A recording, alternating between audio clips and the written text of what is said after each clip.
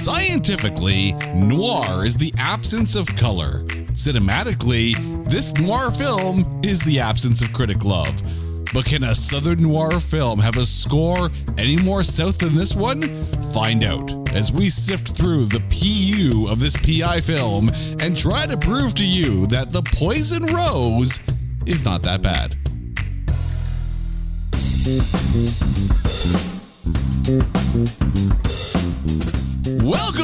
Welcome to this edition of It's Not That Bad, the podcast that looks for A grades in B movies. And I am really quite intrigued with this one because we are talking about 2019's The Poison Rose, a movie that I can safely say I did not know existed until we actually stumbled upon it. And joining me for this trip down Film Noir Row is my lovely wife, Carrie. Carrie, how you doing? I am great. How are you? I am all good. Now, you are the goods. I am the goods, right? Well, at least I like to think so. Now, I will have to admit that having Carrie on this show it's kind of like bringing a ringer in. Because, of course, as we have mentioned on this podcast multiple times, Carrie is a massive fan of film noir type literature. So it kind of felt like this film was a little bit down your alley. So when we started to read up on this and what it was like, were you excited for the prospect of going down this road? Watching this movie, I think the more intriguing part is that there is a book, a novel that the movie was based on, and I need to find that book. The eternal quest has begun to find the book. Oh, it's on. Okay, which I find kind of funny. Now let me. This is like my Bookaholics Anonymous admission here. Anyone who walks into our house is basically going to see a veritable library in multiple rooms because we are avid readers of the things that we like. Now, admittedly, for me personally, crime noir type fiction is not necessarily up my alley, although I'm not opposed to it. For Carrie, it's basically about 3 different shelves in her room. So we've got this covered. But before we, do the breakdown of 2019's The Poison Rose, it's time to take this film and trailerize it. It was supposed to be a simple job.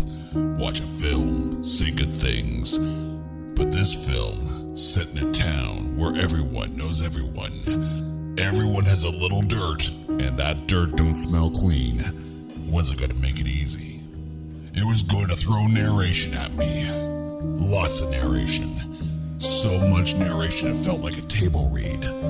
The story had more twists than a water slide.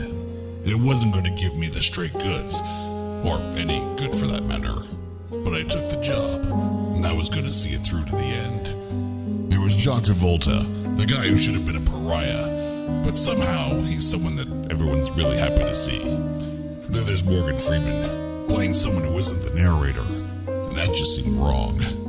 In the end, all I could do was trailerize this mess and hope someone feels inspired to watch it. John Travolta, Morgan Freeman, The Poison Rose, rated R for read the book instead.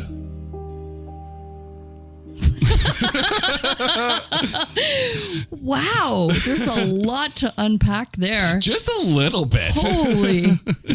I have done my film noir narration version of a trailerize, and I feel accomplished right now. I have achieved something today. Yay! Carrie's like, oh dear God, what have we done? What have we done? Let's do a rundown here. This movie was released in 2019. Stars John Travolta, Morgan Freeman, Famke Janssen, Robert Patrick, Brendan Fraser, and Ella Blue Travolta. That's right, John Travolta's daughter. However, there's an almost start in this one. In the role of Dr. Mitchell, as played by Brendan Fraser, we almost had Forrest Whitaker. And you know what? Like, as much as I'm kind of on the fence about Forrest Whitaker or Saw Gerrera in Rogue One, which is, personal opinion, one of the best Star Wars films ever, I can actually see him in this. You know what? I think I was just so excited to see a Brendan Fraser role in like in film noir, this decade, right? So, yeah, because Warner Brothers didn't shelve it. yeah. That Thanks. girl. Thanks, Warner Brothers. The Renaissance continues, which I am really curious to see the whale. Apparently, he got like a massive standing ovation that like brought him to tears. So, the Renaissance is real. This is directed by George Gallo and again, I apologize for messing names up here. Francesco Cincamani. I'm hoping I got that right. Now, for George Gallo, people might remember him as the director of 29th Street and movies like My Mom's New Boyfriend, which starred Meg Ryan and Colin Hanks, not Tom Hanks, based on the book of the same name, written by Richard Salvatore. This is his only film writing credit. That's it. He's mostly known as a film producer, but he's like, you know what? No, I'm gonna write a film noir film and a book, and this is what it is. But Richard Salvatore might actually have a familiar face because he's done some acting, including being in the Jessica Simpson film Blonde Ambition. He's in there. Fascinating. So, do you know then, because I did not do my homework and didn't research, I literally watched the movie like 4 hours ago. Come on, give me a break here. I also only found out about it, 24 hours ago. So here we are. Yeah. We're speed running this one, basically. What came first? The chicken or the egg? The book or the screenplay for the movie? The book, I think, was kind of like almost like the basis. I mean, was it published before the movie was? You can buy it off of Amazon. I looked. You can. It's there. And like the cover is like, The Poison Rose, soon to be a major motion picture. So it's out there. Checking for the Kindle version now. Yeah. Yeah. Now, here's the thing. I was as surprised as you that this film actually existed. And if you take a look at some of the numbers when it comes to the box office gross, no one knows this film exists. According to IMDb, this film has a worldwide gross of $323,754 and only saw limited release in the United States. And 94 cents. And 94 cents. No. But according to the numbers.com, it has about $2 million in DVD and Blu-ray sales. So this is one of those films where it kind of just went straight to the home market. But the thing is, even those who did buy it and watched it clearly didn't like it. Over on Metacritic, this film has a Metascore of 26. And then over on Rotten Tomatoes, the audience score is 21%. The tomatometer, a 0. Oh, the big donut. A big donut 0 on the audience score of, as I took a look and doing my research, that's 10 critic responses of this film, a 0. So, first of all, to hear that there is a film with, and I'm going to run down this list again, John Travolta, Morgan Freeman, Famke Janssen, Robert Patrick, and Brendan Fraser, 0%. Is your mind blown a little bit on that one? Wow. I mean, yes. I am curious, though.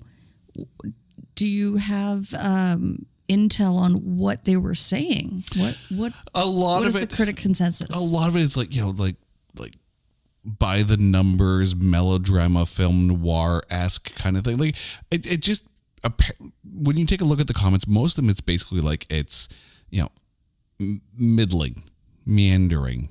It's not exciting. And I think there comes a problem when you have a cast as good as this film does, and there's zero denying that the cast in this is A grade. There comes a weight of expectation, right? And there has always been a stigma on films that have been straight to DVD, straight to Blu-ray, straight to streaming. Right? Not good enough for a theatrical release, quote unquote. You can mentally picture my quotation fingers on this one here. It's not true. There are a number of films that have gone straight to DVD, straight to streaming, that are phenomenal movies. Critics didn't think so on this one. But we're going to find out what we thought on this one. And we're going to start with John Travolta playing Carson Phillips. Now, if you're watching this film, or if you have watched this film and you're sitting there going, what the did they do to his head? In an interview with GQ, Travolta said about this film that he said he wanted to go with, quote unquote, the sad lion at the zoo look.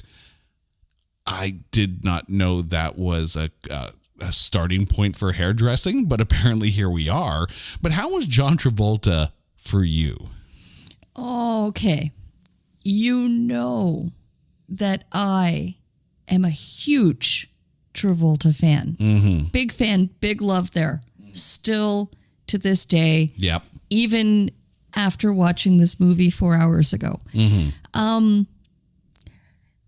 I thought I couldn't get past the accent that he laid on too thick. Mm-hmm. I think if it were more subtle, but he almost seemed to be the only character in this town that he grew up that has the super thick Southern accent. He was the only one. And I caught that Brendan Fraser was trying to match it, He was trying to do something. But it was almost painful to hear, and yet I will say I absolutely loved the internal monologue, the narration that carried the story through. That film noir staple kind of thing. And it is interesting because, one of my favorite sci-fi films of all time is Blade Runner, right? It's a classic. But there are so many different versions of Blade Runner, one with the narration and one without. Right, like the original director's cut didn't have the narration in it. And then they when they released it in cinemas, they put Harrison Ford's narration because they were going for a film noir kind of feel. And I'll admit, Blade Runner really is a film noir style movie. Just happens to be set in the future, right, with androids and whatnot. This film, it's there's zero question. Right, this is an homage to like the Sam Spade and the the Mickey Spillane type pulp fiction film noir style detectives. It happens to be set in the 70s as opposed to like the 40s or 50s kind of thing. And every time someone gets into that film noir mode, they get into that inner monologuing kind of thing, and the voice gets gruff because they're down on their luck and they're putting bourbon in their coffee kind of thing. And I think Travolta really did hit the tone and the emotion that would go along with a PI in that sense. But you're right, the accent was a little much. It was just that. I don't know. I mean, Travolta is magic, right? Mm-hmm. Anything that he can be is attached to is magic. Battlefield Earth. Okay. We're not here to discuss that right now. No, that would be another episode somewhere down the road. But, okay, I don't know if it was in the direction, because you tend to wonder. At some point, the guy in the chair behind the camera has to come out and say, let's dial it back a bit. Yeah. Unless, he was being encouraged to lay it on that thick. I really don't know, because again, out of the entire town, he had the thickest accent. And I tend to wonder if it's because he was the character that moved, but he moved to LA. So it's not like that's where it would have been coming from either. Mm-hmm. And I mean, I get like there is that genre. I mean, like when it comes to film noir, right? You know, the first thing you think of is the PI in that dingy office with the hat and the secretary up front kind of thing, and you know, got the bottle of booze in the desk drawer. You know, like Jessica Jones without the hat basically, and you know, with the secretary, but she can't afford one. But you know, when you get to Southern film noir type stuff, and you know, first thoughts for some people are going to be movies like Serenity and Palmetto, and even to a point Wild Things. And even though Palmetto and Wild Things kind of lean more towards the erotic thriller type of film, and Serenity kind of straddles that line. Serenity with Matthew McConaughey makes sense. Like I could see Matthew McConaughey in that, in the John Travolta role, and the accent would be like fit like a glove. I almost kind of wanted to see him show up more like Vince Vega. Mm-hmm. Like that LA cool kind of. Yeah. Like he's don't small mess with me. He's small town Hitman. Texas, not sourced out really, but transplanted to LA, and then takes a job that's basically takes him back to his hometown, where let's call this out here. Like this kind of bugged me a little bit, and it has nothing to do with Travolta's performance in this, right? But it's the character of Carson Phillips and how he's brought back, or at least welcomed when he gets back into town, right? He left his wife, moved to LA. He was a star quarterback with the local college football team. And if you're in the States and you're listening to this and you hear college football star quarterback, small town in Texas, you're like, yeah, that guy's a star in his town. That's basically it, right? College football is huge.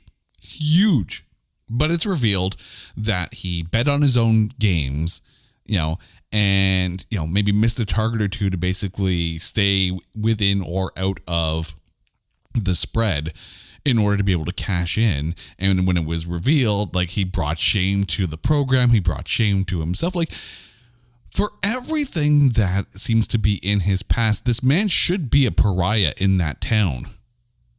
Yet he comes back and everyone's like, hey, Carson's back in town. Have a seat. Your credit's good. Sit at the table. Here's a drink. Everyone's happy to see the guy who brought shame to the college football program. That means the world to this town, to the point of they didn't arrest the star quarterback currently, even though he was beating the crap out of his girlfriend. This guy shouldn't even be allowed within the city limits. They should be pulling a first blood on him, put him in the car, and bring him back to the border and say, get the hell out of here. But yet, it's John Travolta, so everyone's happy to see him. Wow. But tell me I'm wrong, though. Wow. When you really I'm break it rethinking down. everything. I mean, don't get me wrong. John Travolta as a broken man, and really Carson Phillips is kind of a broken man at this point. John Travolta kind of hits the nail on the head once you get past the accent, which I'm surprised that you're bugged by the accent, even though you could watch Little Nicky over and over and over again. Okay, but John Travolta's got the butterflies. But he was just so damn charming. Mm-hmm. He's a charming pariah. You could tell though that he was popular. He was. He's a star quarterback, lots of records. Like, that's the thing, right? You have someone in this small town, and it very much feels like it's a small town in Texas kind of thing. If this is a star quarterback, breaking records, winning games, the whole works kind of thing, yeah, he's gonna be a star in that town. That's just the way college football is held up in those, Division I, Division II type towns. Well, it's like the return of a local celebrity then. I think maybe time heals all wounds, and the people maybe not forgot, but at least had time enough to forgive. And two, look, it's like years later, how much, 20 years later, thereabouts? 20 years later. 20 years later, like... SpongeBob it now. They've moved on, right? Like they have their new star quarterback. But the funny thing is, like the minute the new guy, right, sees Carson, he starts pointing at the fact that you bet on your own team and you skimmed the points. Of all of the people in the town, he should have had a certain adoration. Mm-hmm. Like, it almost seems a little... You're right. Now that... Well, I liked the movie. I had nothing but nice things to say until now. Thank you. I was going to crap all over everything you got. Well. I mean, the thing is, you like I said, Travolta did well, but I think that's more a script issue as opposed to a, to a performance issue. Okay, but I'll still disagree that he had to be welcomed with open arms. Like, otherwise it just wouldn't have worked. That the story wouldn't have worked. It'd be a very short film. I'm here to solve the case. Get out. I'm not going to solve the case. Bye. Okay. The end. Roll credits. That's pretty much it at that point. But I mean, you can have a damaged character and you can have conflict with some, but it just seems like everyone who sees him is happy to see him. It's just, I wish there was... No, Brendan Fraser was not happy to see him. Brendan Fraser wasn't happy to see him because of who he was looking for, not the fact, because, they played on the same team together, right? Like they were teammates, they were classmates in college or university, right? So it's not that he wasn't happy to see him, it's that he wasn't happy that someone was looking into one of the patients at the hospital that Brendan Fraser was running. Mm-hmm. By the way, if you haven't seen The Poison Rose by now, we're going to completely spoil it for you. So you're welcome. But do give it a watch, because it's really a good movie. It is. It's not a zero. Well, I thought it was good until Jake crapped all over it. Thank you very much. Destroyer of worlds and movies. I am Jay. Downy Clowny. I am. I might Debbie Downer that performance. Get out of town. Not the performance, just the fact that everyone's happy to see the pariah of the college program. But let's move on to Morgan Freeman, who played Doc. It's Morgan Freeman. A very subtle Morgan Freeman, though. Mm-hmm. I found he was very dialed back, and I think the character warranted that. Yeah. I will admit, and we kind of joked about this during the trailer eyes, that Morgan Freeman not being the narrator is a novel turn. And there's a working relationship. Like, as I was doing my research, like George Gallo has had Morgan Freeman in his movies like 4 or 5 times. So there's obviously a clear, really good working relationship there. And I mean, with Morgan Freeman, all you have to do is sit there and say, hey, why don't you go Morgan Freeman all over this? And it's going to work because you're Morgan Freeman.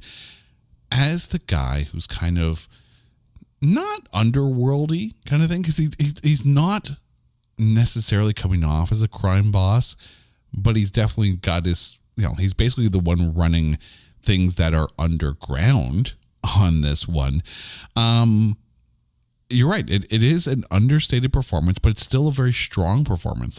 But I loved that. Mm-hmm. I loved that he didn't even have to say anything in that poker scene. Everybody just knew. They knew to not step out of line, not disrespect him. He just had that silent authority, that command over the town. And it's very cool. But again, it was very dialed down Morgan Freeman. I think what really, really kind of stood out for me for Morgan Freeman, and it's not anything, at the bar or anything, but it's when, Freeman's like, to Travolta, let's go for a ride. And they're driving out, and Travolta's asking all these questions like, where are we going? And Freeman's not saying a damn thing. Exactly. And he doesn't have to. And it's better that he doesn't, right? It's clear that Doc and Carson go back a ways, and it's clear that Doc has no problems with the things that Carson did because he's just as dirty. but there is definitely that underlying, like, he's all smiles and he's all, happy to see you and all that. But around and find out. That's basically Morgan Freeman's attitude through this whole thing. And I love the scene where he was like, every town's got one. Mm-hmm. It's like, yeah. Yeah. I mean, I could have done without the 4 or 5 times he had to sit there and say, I never lose. It's like, are you looking for a catchphrase? But again, that's a scripting issue, right? Still, even though it's repetitive and it gets annoying after a while, it's still Morgan Freeman. And that's just solid. Let's move on to Famke Janssen, who played Jane Hunt, the wife that was left behind and now is at kind of the center of all this. So let's explain Jane Hunt. She is, the ex-wife of John Travolta, who got left behind as he went off to LA. And she's also a widow of like the local oil baron, which, Texas tea, right? But first of all, I love Famke Janssen. I think she's great. Loved her in X-Men. It's all good, right? I will forgive her for The League of Extraordinary Gentlemen because that's just a bad film overall. But here's what I don't get about Famke Janssen in this role. Everyone's saying, oh, no one likes Jane. Yet Famke Janssen is quite a likable character in this. Like, you can't sit there and say no one likes Jane. She's a horrible person. And then have her played to a point where you really do feel for the character. I don't think... If it's dislike, I think it's coming more from a place of envy. Because she's wealthy. Like, well, there is that. She's the well-to-do. So, but there's also the revelation that the oil company that she owns, the sole owner now because of the, because of her husband's death, is poisoning the town. Which, if you run an oil company that's poisoning the town, how the hell are you not behind bars at this point? How are you not on CNN every other day as like the object of derision for everything? Yeah. Okay. Again, thanks, Downey Clowney. I am ruining all that you love. I think you had 4 hours to way overthink it. But these are the things that cross my mind. Like I still don't say it's a 0%, right? Because I think in Famke Janssen playing Jane, first of all, I think there's a really decent chemistry between her and Ella Blue, who plays Becky, her daughter. I felt that was good, and I didn't mind the chemistry between her and Travolta. Like, it's a very complex relationship because, of course, she's holding behind the fact that the daughter is actually Carson's, which spring that one on a dude 20 years later, right? And have him not react. Like, what? I loved that plot turn. I was like, oh, whoa, okay. Now I'm on board. But the thing is, I can see where the critics can complain that, it goes from film noir to melodrama at that point. Where that's a very soap opera turn. The girl I hired you to protect, she's your daughter. Dun, dun, dun. You're like, yeah, well, no, keep ruining this film for you. Yeah, but it was such a pivotal turn. It was like, okay, there's the heartstrings. Mm-hmm. And the thing is, like, from an aesthetics point of view, Famke Janssen and Ella Blue Travolta do look like they could be mother-daughter. Like, it was a really, really good casting. Going back to other films of the Southern noir genre, I could have easily seen like an Elizabeth Shue in this role. Of course, she was in Palmetto, but I mean, I really enjoyed Famke Janssen in this. Mm-hmm. She's a likable character who's playing an unlikable person, at least in the eyes of the town. But the nice thing too is that even if she is unlikable, right, and I'm not going to spoil the ending for you here, but she's done an unlikable thing. You can still see why Carson is, probably still has a place for her in his heart. It makes sense. And then like to find out that all of a sudden, oh yeah, and I have a daughter? Like that's a bit of a change, right? Let's talk about Ella Blue Travolta. This is only her second film. Oh. Ever. What else was she in? She was in, and I've got this written down here as I take a look at my notes. Old Dogs, which starred John Travolta and Robin Williams. She actually has a film that's in post production right now called Get Lost. It also stars James Cromwell, who a lot of people will remember from Star Trek: First Contact. No John Travolta in this one anywhere. So I'm really excited to kind of see her in this, but I kind of really liked her in this. Like, you could see why she was the center of who killed the football quarterback. By the way, at the heart of all this is, the star quarterback who, Carson meets, kind of the beginning of the film, is playing the game and falls down, collapses during the game, and all of a sudden starts spewing out like he's been poisoned because, surprise, surprise, he has been. It makes sense that the quarterback's wife, which is Becky Hunt, Ella Blue Travolta, is the prime suspect because he was beating her. And the cop didn't arrest the quarterback because that would be bad for the town. I don't know how spoilery we're going to get. And yes, that I made that word. Spoilery. Spoilery is a word when it comes to this podcast. Spoilery alert. How was it that the magical ingredient in the concoction that killed him was an anti-cancer drug? Well, see, this goes back to why Jane is the most hated person in the town, according to the town, because the oil company that she runs, or basically takes over from running from her deceased husband, I guess the toxins and all that from the platforms, the oil platforms, have been poisoning the town, which is why a lot of people in the town, Jane included, have cancer. Oh, okay. So did he also have cancer and he was also taking the same medication? Yes. Okay. Well, he took some kind of pill, right, which he thought was a cancer medication. That had nothing to do, like the fact that it was a cancer medication had nothing to do with his demise. It's really hard to go into this breakdown because there's a lot that would spoil a lot of the film. So, I mean, if you are, let's just put this out there right now. If you're still interested in seeing this film, pause this podcast right now, go and watch it. Oh, do go and watch it and then come back for our conclusion and our MVP. And welcome back to the podcast.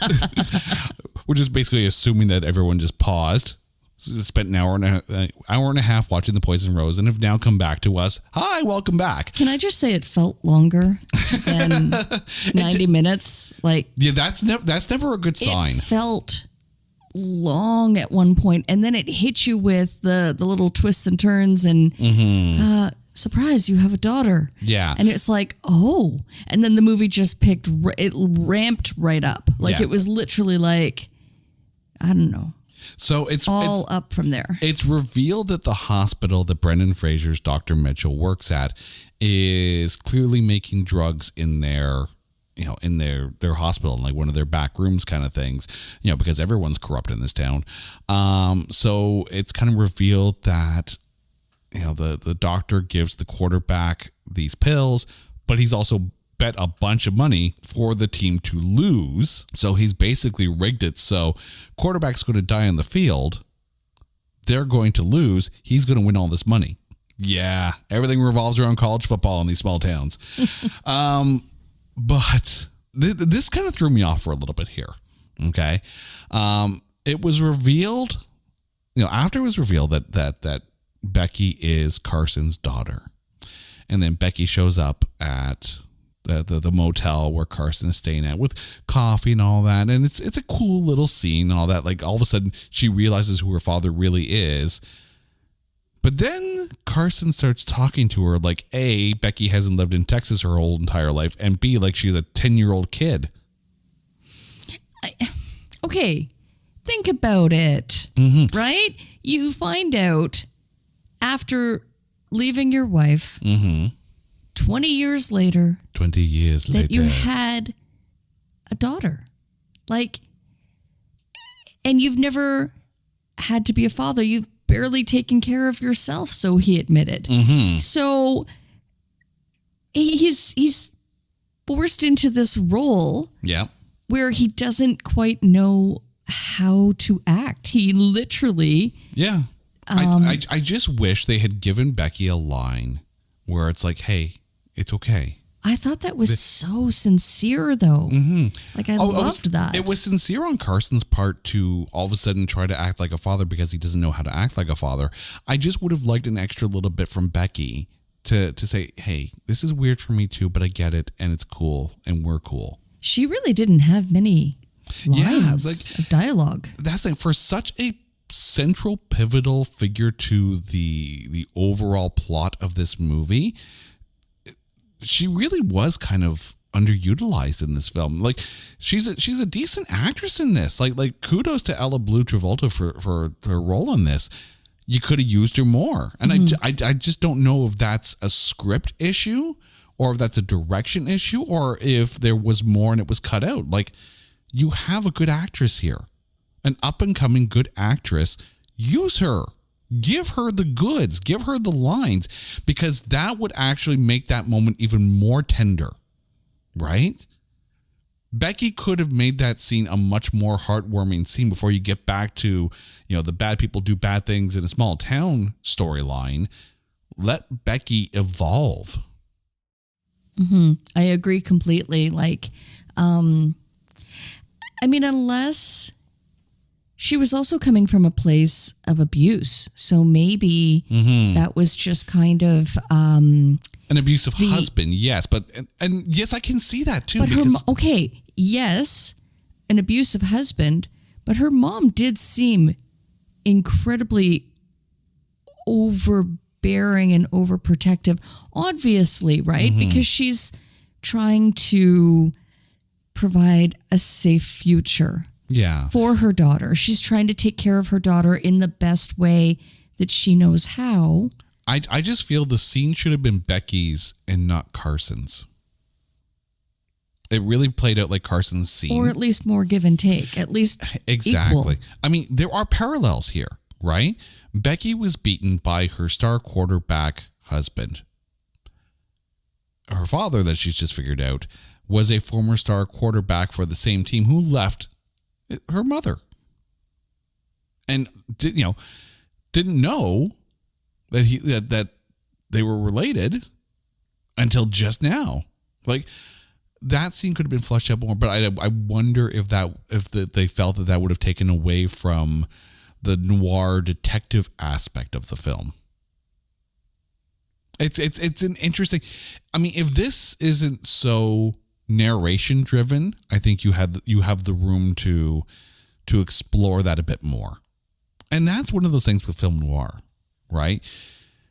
It's a style, and narration can fit in very well, but it also isolates the experience because it is Carson's story, right?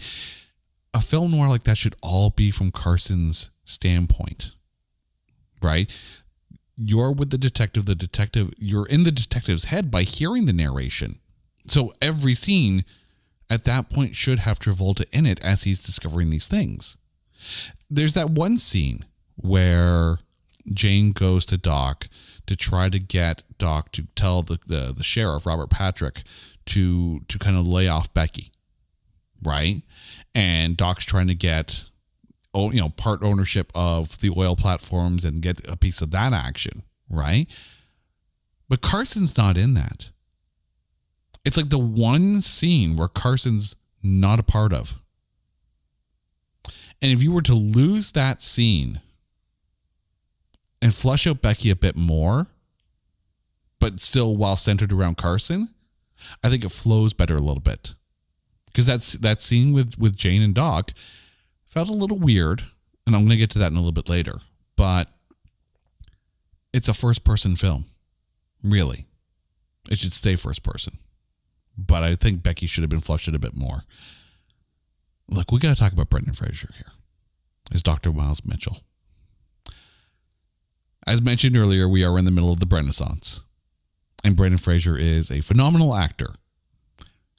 Sweetheart of a guy. What the was this role? Like, I can't even. Right? Like, he comes in. Thank God you're saying this. Because it felt like an Adam Sandler role when we first meet the doctor. Okay, no. However, I did find that he was struggling to find himself even. Mm-hmm. And I can only hope that was lack of direction. Like, when we first meet the doctor, right? And it's a very complex character, right? Because again, we're going to spoil the crap out of this film. So, if you're already still listening to it at this point, then you have either watched the film and you're commiserating with us, or you have decided you're not going to watch the film, or you want to go in fully aware of what you're going to expect. So either way, we're about to spoil some crap here. So the doctor is running this hospital that is killing the patients that cannot continue to pay for their treatment with the drugs that they're making at this hospital, and then burying the bodies and then collecting the old age pension in order to pay off those bills. On the side as well, he's making sports bets and killing the quarterback so he can make sure that he wins those sports bets. It's not a good character. But when we first meet him, it sounds to me, and I don't know about this to you, but the recent movie, Elvis, directed by Baz Luhrmann, which has Tom Hanks as the Colonel.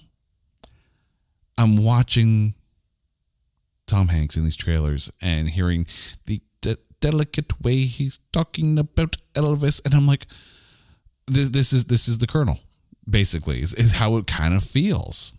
It's an odd portrayal, and I mean, I'd love Brendan Fraser, but at some point the director needed to come in and go, just be Brendan. Just be Brendan, but like dark Brendan. Yeah, I mean, clearly he didn't want to be, it wouldn't be advantageous to be too likable. No. However, I think if he did bring on the quintessential Brendan Fraser charm, which is just, it's just him, right?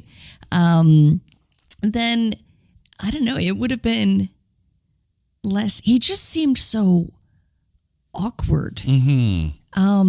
Like you, as soon as he was introduced, I'm like, oh, he's not good. This is not a good man. There is not good here. But here's the thing. Brendan Fraser, you are very, very right in this. And by the way, now you have that on record, so it's all good. Ringtone. Brendan Fraser is such a charming guy, and he can bring that charm. And I think that charm would have helped this character. Think about it, right? Here's a doctor who has created this hospital that is taking care of these patients, benevolent work. Meanwhile, he's killing the ones that can't pay and still collecting the money, right? Like, but that kind of charming personality would be very attractive to people looking for help for their older, relatives. Let the charming man be charming in the role where the charming is part of the flaws in the character. Again, it was just so sketchy from the get-go. I mean, the exchange between the, I guess if you want to call her like a triage nurse or the receptionist. And the slash doctor, meth cokehead. It was just, it was just odd. And I do love the little, it was almost like a little spoiler now that I look back where Travolta's like, I've been sitting here for an hour and your phone hasn't rang. So how do you keep this place afloat? That's the thing. Like the beautiful part about murder mysteries, right? And, we've watched enough of them and read enough of those books, right? Is that you have these characters and the rule is suspect everybody because you don't know which way they're going to go. Sometimes you can pick out the killer right at the end, or right away kind of thing. But make him charming. Use the charm that Brendan Fraser has. Like bring out the good Brendan Fraser, right? Because it's the charming ones that are going to have the the ability to create these facades where people are sucked into it. Like, let him be the charming guy.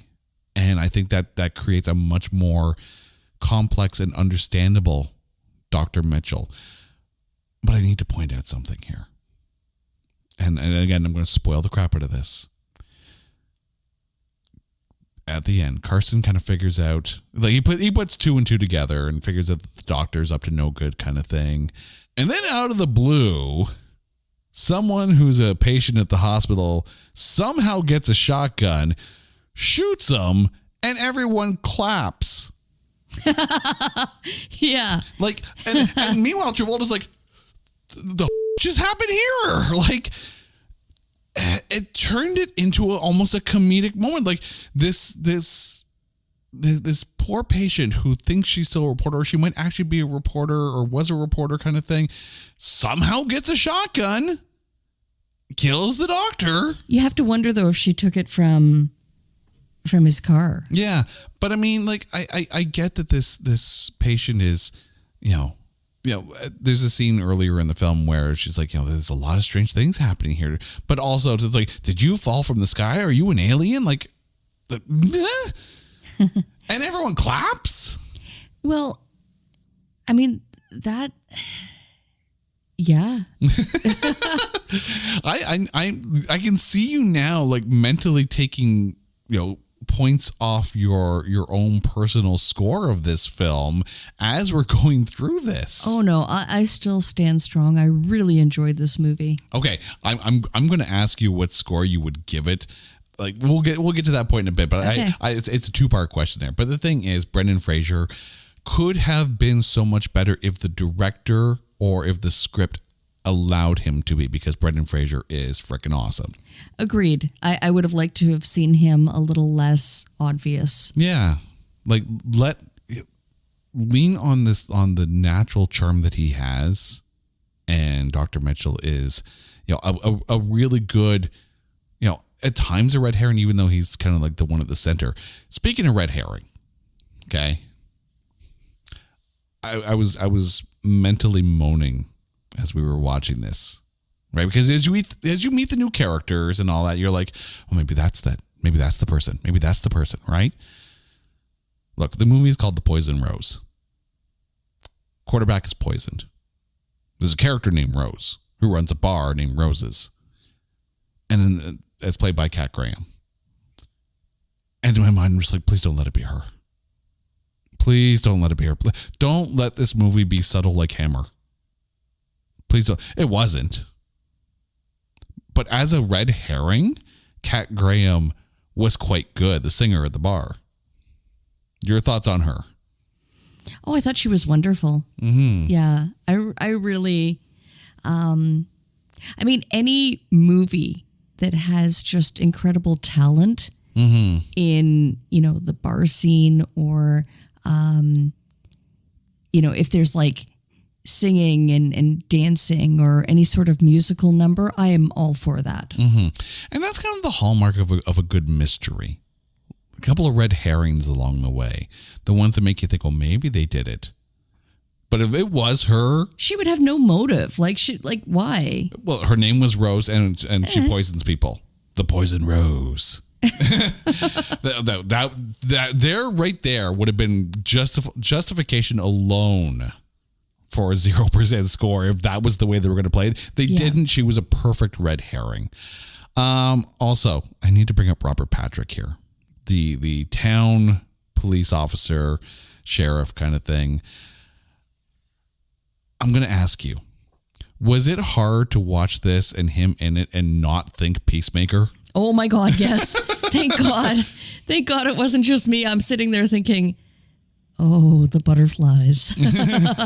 Yeah. I mean, Robert Patrick, I know my first personal memory of Robert Patrick's acting, of course, is as the T-1000 in Terminator 2. He was just killer in that, literally.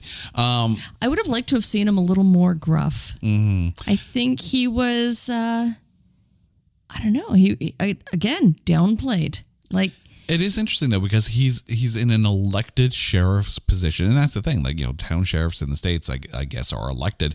By the way, we're recording this from Canada, so our understanding. So we don't know. We don't know. But so he's got to basically run for re-election for sheriff and all that. So he's making these choices based on what's best for the town. And in a small town, like, everything, there's no secrets. They even say that in the movie. That there's the fine line. Like, is he the good sheriff for giving Carson the 24 hours to find the killer? Which, by the way, that's your job, sheriff. But he's the bad guy for not arresting the star quarterback for beating the crap out of Becky. Like, it's a complex character who's making complex decisions, and I think Robert Patrick is very good for that role in that town, in that film, and in that genre. Okay, let's get to the direction of this, because this is where I started to shake my head. Okay, like I get. We're not talking James Gunn, Russo brothers type directing here. So many dissolves. Like, I don't know if you were thrown off by this. Like, I'm an editor. I fully admit I'm a professional editor. So many dissolves. So many dissolves. Like, maybe it's just me. Maybe it's just because of what I do for a living that I could not get around that. But how was the direction for you? And we've been kind of picking on this a little bit because of the way some of the actors were playing their roles. I think, okay, so the dissolve thing was lost on me, but I think pacing for me was a big part. Like I said, start of the movie, great. Yeah, I loved it. It was kind of, again, lost on me that I didn't draw too much on, the town just magically accepting and, open arms for Chase. Like, it was fine. But I did find that it was really plotting. Like, there was kind of the middle part that really started to lose my attention. I think, I don't know, maybe I think more action or more something more. Well, especially when we got to the end too, and you were like, I don't think we're done here yet kind of thing. It reminded me a little bit of the movie Maverick with Mel Gibson and James Garner, and I think it was Jodie Foster as well. And that movie ends about 7 times. Like, you get to the end, but there's more. Okay, well, this is the end. Nope, there's more. Oh, this is the end. Nope, there's more. But it wasn't like that. No, it wasn't as bad as Maverick. There was definitely there's about 2 or 3 different endings in this. Just one that I saw. Well, I mean, we get the doctor getting blown away with the shotgun, and everyone applauds. Yay! Oh, that wasn't the end. No, that wasn't the end. But the end of Frasier, but right, and then it's like by the way, Jane's got cancer. Like that's thrown in, like it's The Room, and by the way, my test came back. It's definitely cancer. Thanks, strange woman in the room. Now you're like, we don't have to watch The Room again, do we? But no. Next on It's Not That Bad. Oh, no. That's got to be episode number 100. That's a special moment. That's a special moment. Another thing that really, really kind of threw me off on this one here, and then again, this comes from me being who I am, right? Because I'm also a musician. The music is composed by Aldo Schlaku and Marcus Chauvel. Again, I do apologize if I mess up these names. I'm just an idiot in a basement with a microphone. That's what I do. And it's nothing against the music that they composed, but the usage of the music all over the place. It was like, if the soundtrack had a name, it'd be the Didactic Hammer, right? Like, everything is emphasized with music, and then you have music on top of music, and it's like, we joke around where it's like, plot reveal, dun dun dun. They basically may as well have put that in. I need you to come in. Boom. Like, can we dial it back a little bit? Can we just let the moment breathe a touch? Like, drone it, sure, yeah, no problem. But it felt very didactic with the music, and it took away from it a bit. Was it just me, or was it you as well?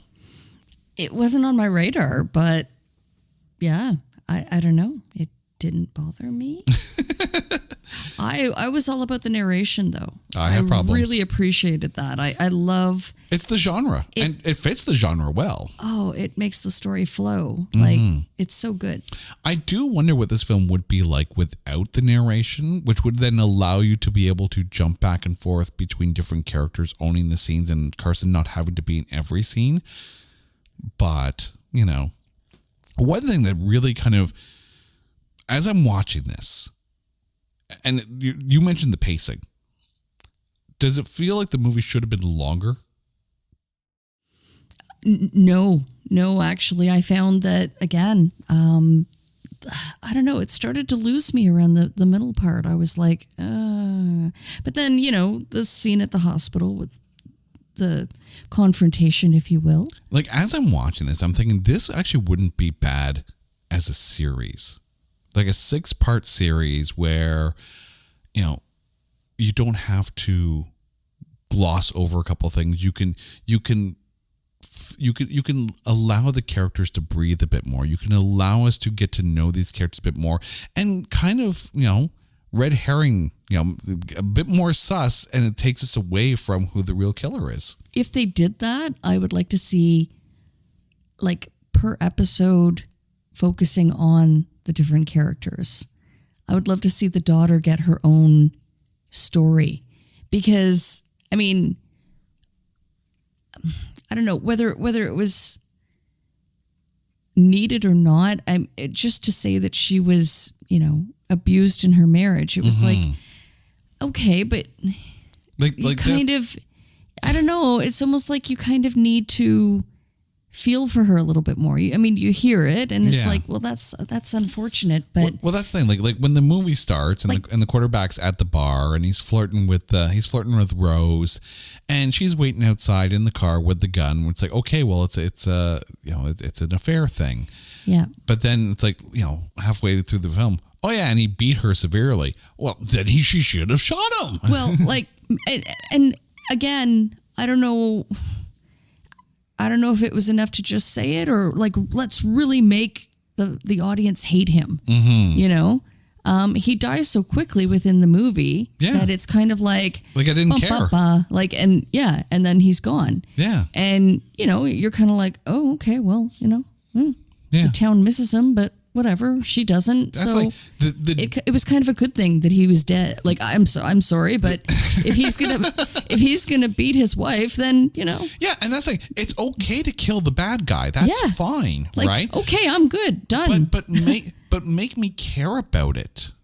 Exactly what I'm saying. So it's almost kind of like you need to see a little bit more of the backstory. Yeah, you need to,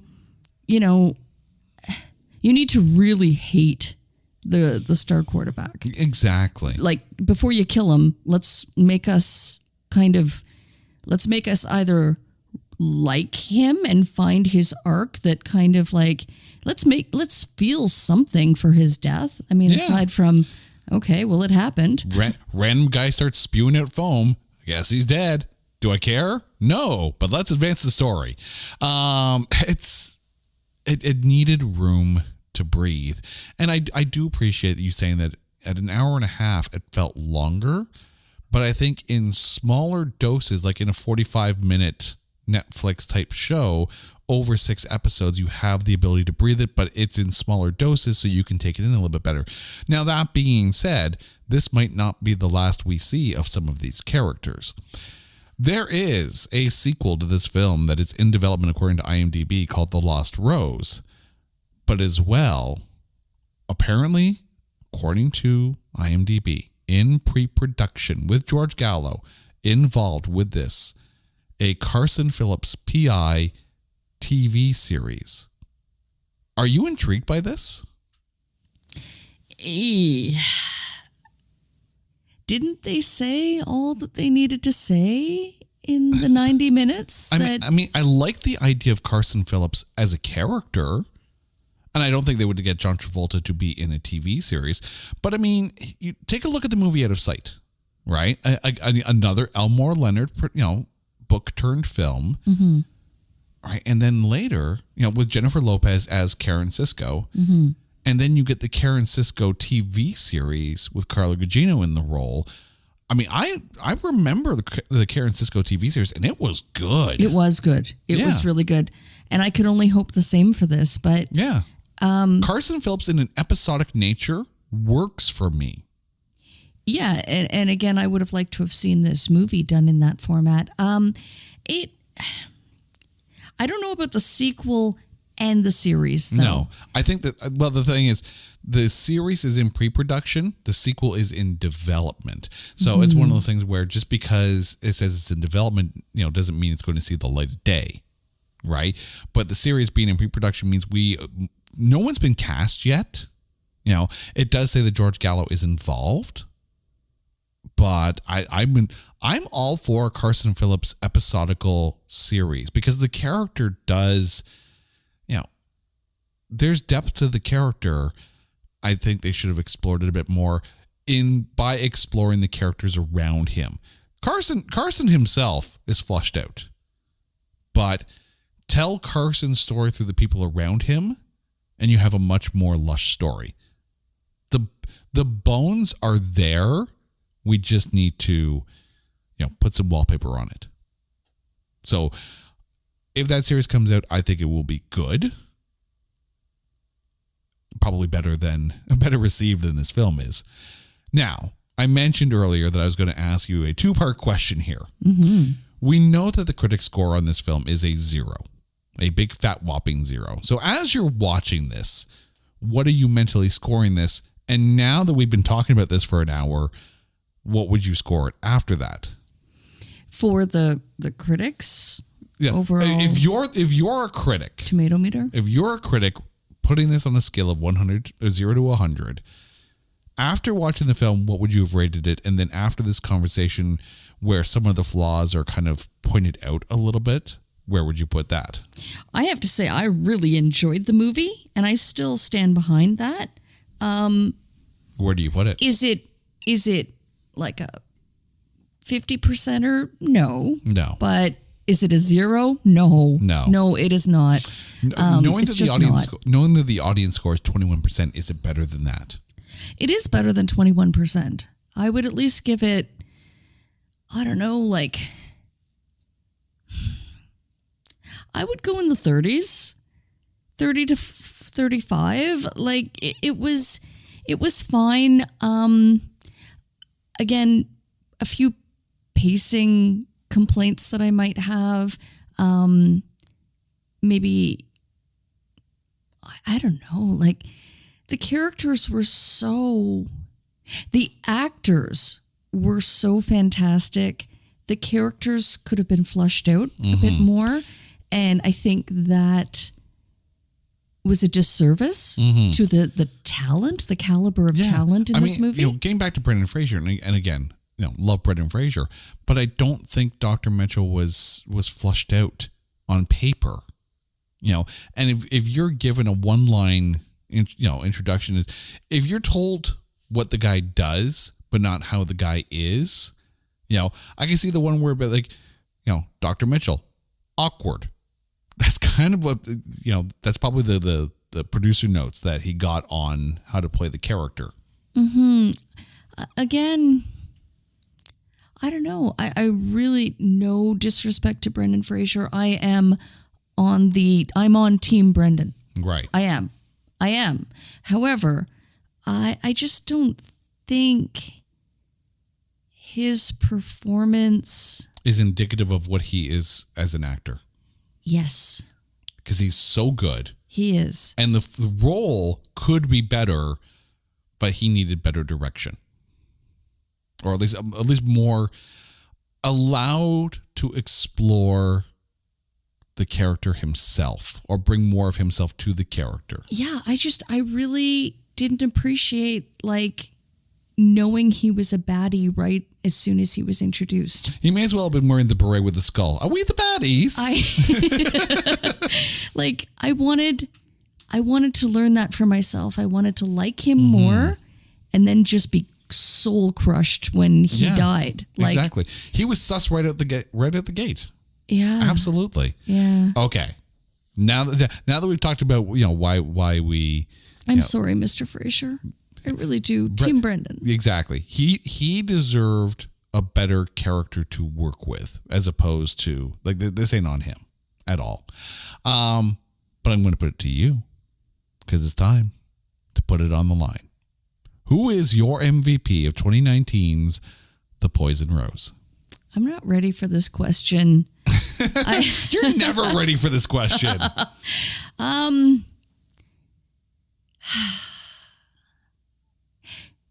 I have to go with Travolta's daughter. I'm so sorry. I'm horrible with names. Ella Blue Travolta is playing Ella Becky Blue. Hunt. You know what? I wanted to see more of her, and I'm hopeful that if a sequel is in place, Piece and sequels. which I'm actually shocked that there's a consideration for a sequel as poorly as this one did. It's got to be going straight to Netflix. Like, again, this series going to a streaming service, I think. Series, yes. Series, yes. Sequel, no. Yeah. Completely agree. Yeah. And I did have Ella Blue as one of my considerations for MVP, as well as I considered Famke Janssen, because I thought she brought, she brought a lot of depth to the character. She brought a dichotomy to the character. The person that the town hates, yet she's not a bad person, even though she does bad things.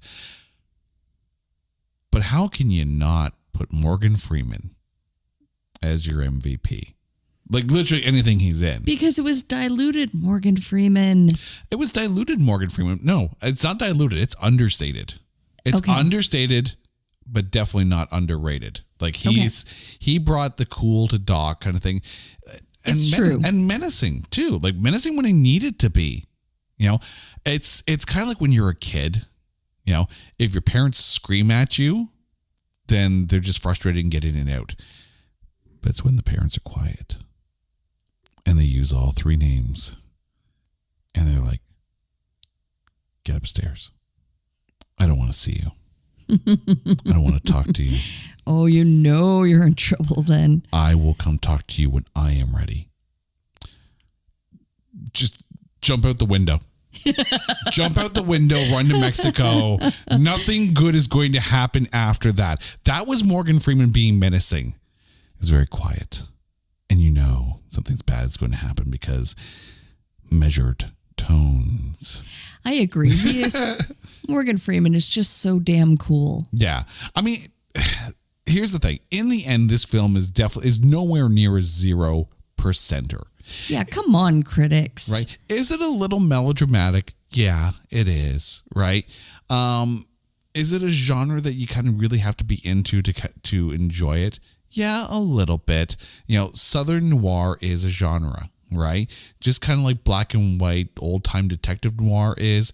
Same thing with sci-fi noir. Like, there are different genres of noir. Southern noir, I do believe, is a genre unto itself. Just go watch Serenity and Palmetto, okay? This is not a 0%er. It's not. I get the weight of expectation with a cast this good. It can definitely be better. Ooh, can I give an honorable mention? I'll give you that. Okay. I don't, again, I did not do my homework. I didn't do my research. You suck. But the hotel keeper? Yeah, I don't remember his name, but I get the character. Yeah. He was fantastic and so incredibly pivotal. Yeah. To just saying the right thing that put Chase on the case. Carson, sorry. Yeah, you really didn't do your homework. I did not do my homework. You were all ready to rhyme, and then it's like, Chase is on the case. His name is Carson. That guy. Yeah, exactly. How many times did I call him Chase? At least twice. I let you off the first time. I don't know where I got that from. Now I got to put you in name jail. Carson. Hang your head in shame. Yeah, Travolta. Just picture my lovely wife, Carrie, right now hanging her head in utter shame. Oh. Yeah. I own that one. You did. Carrie, thank you so much for watching this movie with me. And to our listeners, thank you for listening to this episode of It's Not That Bad. Now, here's the deal. If there is a movie out there that you think is unfairly maligned or you think is just so bad that there's no way in hell that we can find anything good to say about it, we challenge you. Hit us up on Twitter at NotThatBadcast and we will watch it. We will dissect it and we will find the good things to say because we are looking for those A grades in B movies. Reminder that you can watch The Poison Rose on Netflix if you so desire. It's definitely not a 0%er. Carrie, thank you. Our listeners, thank you so much. Until next time, this is It's Not That Bad. Take care.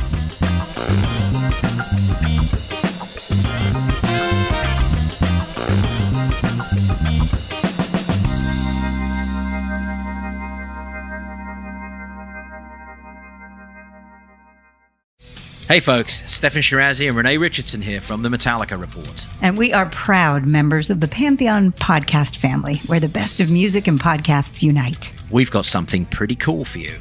We're giving away an exclusive Metallica merch package worth over $250. That's a whole lot of Scary Guys, Skulls, M72, and other sought-after Metallica swag. And we've made it easy for you to win. Follow and share the Metallica Report, and you're in the game. Go to pantheonpodcast.com/Metallica, enter your email, and hit that button to be entered to win.